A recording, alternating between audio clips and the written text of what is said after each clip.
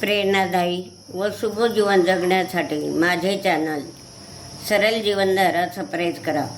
आज मी आपणा शेवग्याच्या शेंगा या बाजारातून शेवग्याच्या शेंगा आणल्या. 3 शेवग्याच्या शेंगा होत्या, ताज्या शेंगा. आता ह्या ज्या ताज्या शेंगा आहे ह्या सोलून घेतल्या, इकडचं तिकडचं देठ काढून घेतलं आणि स्वच्छ पाण्यानं धुतल्या आणि असे तुकडे करून घेतले. तर ह्या शेवग्याच्या शेंगांची आणि हरभऱ्याचं पीठ घालून केलेली रेसिपी मी आपणापुढे सादर करणार आहे. ही शेवग्याच्या शेंगा म्हणजे पौष्टिक असतात, हे नवीनच आहे आणि मी आठवड्यातून 2दा ह्या भाज्या करीत असते. तर शेवगा म्हणजे आपल्या आरोग्याला अगदी उपयुक्त असा पदार्थ आहे. जरी किती महाग असला तरी मी बाजारातून त्या शेवग्याच्या शेंगा आणते. आरोग्याच्या दृष्टीने याची माझ्या पद्धतीनं रेसिपी करून दाखवते, ते पहा. आता ही कढई ठेवली आहे, याच्यामध्ये 2 पड्या तेल टाकायचं. 2 पड्या तेल टाकायचं आणि असा थोडा गॅस फुल करायचा. गॅस फुल करायचा. आता हे तेल थोडं तापू द्यायचं. तेल थोडं तापू द्यायचं आणि त्याच्यामध्ये ह्या शेंगा सोडायच्या. ह्या अशा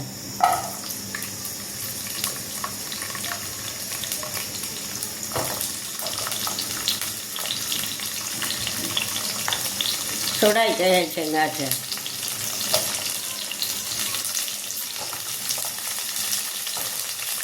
उकडाय करता टाकले आपण, ह्या सोडायच्या आणि याच्यामध्ये हे आपलं हरभऱ्याचं पीठ टाकायचं. 1 वाटी हरभऱ्याचं पीठ. त्याच्यामध्ये 2-4 अशा तिखट मिरच्या, हिरव्या मिरच्या 2 आणि कोथिंबीर आणि याला असं हलवायचं. गॅस थोडा मंद करायचा, जळायला नको म्हणून असं हलवायचं.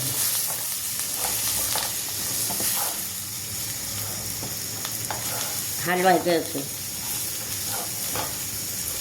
आणि हे असं हलवून झाल्यावर मग काय करायचं, त्याच्यावर असं झाकण ठेवायचं. झाकण ठेवलं म्हणजे ते वाफवलं जाईल.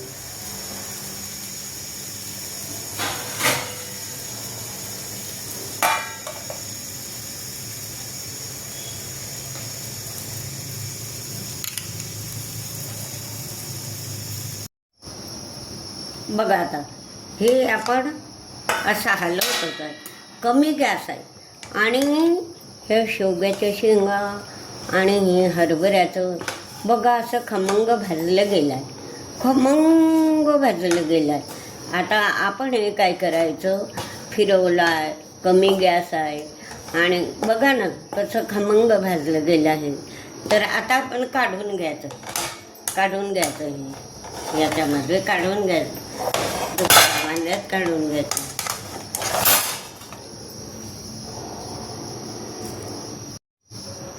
बघा असं भाजलं गेलं आहे, जळालं नाही, खमंग वास येतोय.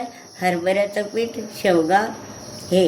आता मी कढई दुसरी न बदलवता, वेळ वाया न घालवता ह्याच्यातच थोडा फुल गॅस करायचा. तेल भरपूर टाकायचं. 1 पडी, 2 पड्या असं भरपूर तेल टाकायचं. ते तेल तापू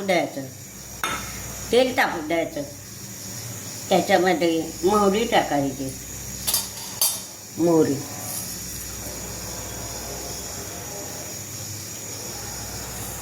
मोहरी टाकायची.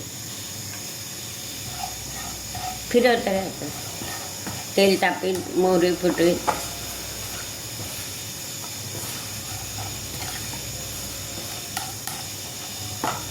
तेल टाकताय, मोहरी फुटेलच. शेंगा आपल्या तळूनच झाल्या. आता मोहरी टाकल्यावर काय करायचं, जिरं टाकायचं. जिरं जिरं टाकायचं.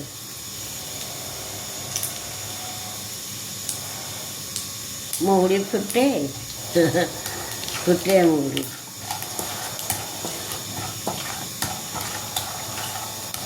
असा हलवायचा थोडा वेळ. मोहरी फुटते,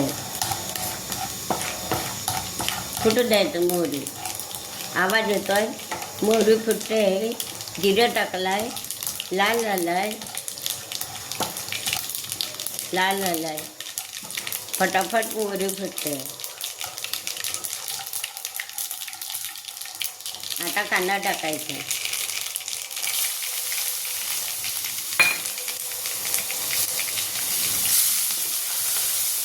कांदा टाकायचा. छान आहे. कढईला चिटकलं नाही पाहिजे. छान झालं. आणि कांदा टाकल्यावर आपण हे लसूणची पेस्ट टाकायची. 4-5 लसणाच्या फोडी घ्यायच्या, त्या कुटून घ्यायच्या, ते पण टाकायचं. असं फोडणी होऊ द्यायची थोडा वेळ. कांदा लसूण होऊ द्यायचं. मोहरी फुटतेच आहे अजून. छान बाजू येईल. छान रेसिपी होईल. नवीन पद्धतीची आहे. मी अशाच पद्धतीनं आठवड्यातून 2दा ह्या भाज्या करते. आणि तुम्ही जर करून पाहिल्या तर तुम्हालाही असं वाटेल आपण रोजही केल्या तर अगदी छान याची चव लागेल. बघा, हा कांदा झाला आहे, लालसारखा झाला आहे कांदा. आता याच्यामध्ये काय करायचं, 1 टमाटर टाकायचं. 1 टमाटर टाकायचं. फिरवतच राहायचं.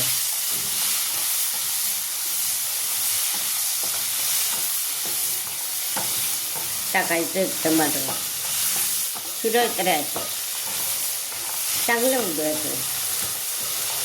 थोडा वेळ झाकण ठेवायचं. फार उद्याचं 1-2 मिनिट.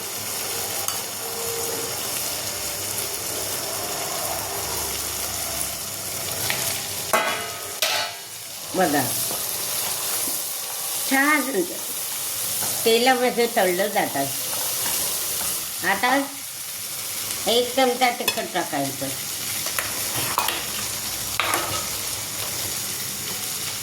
लाल तिखट 1 चमचा. काळा मसाला अर्धा चमचा. हळद थोडी.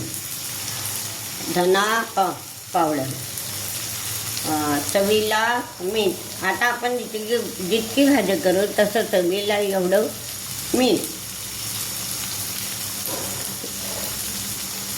आणि हे एकजीव करायचं.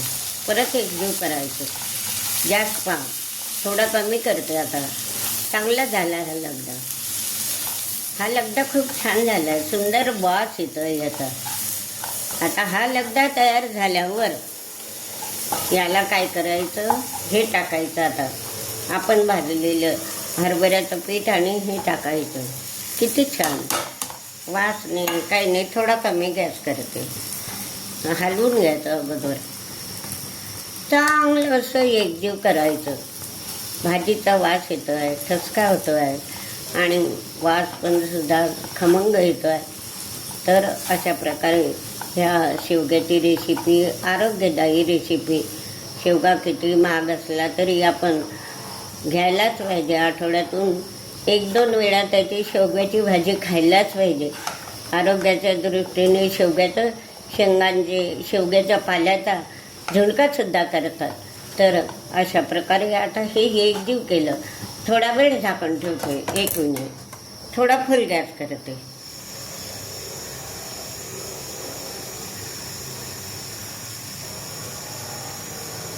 बस.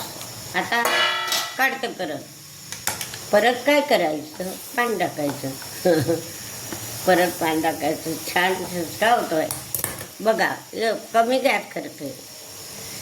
एवढं पाणी टाकायचं. एवढा कप भरून आणि शिजू द्यायचं. आपल्या शेवग्याच्या शेंगा कडक असतात. बघा कसं लाल तरून येईल त्याला शिजल्यावर. सगळं टाकून झालं आहे.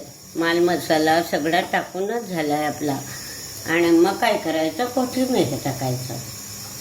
बघा कसं ताजा ताजा कोथिंबीर आहे, लोहयुक्त कोथिंबीर टाकायचा आणि झाकण ठेवायचं.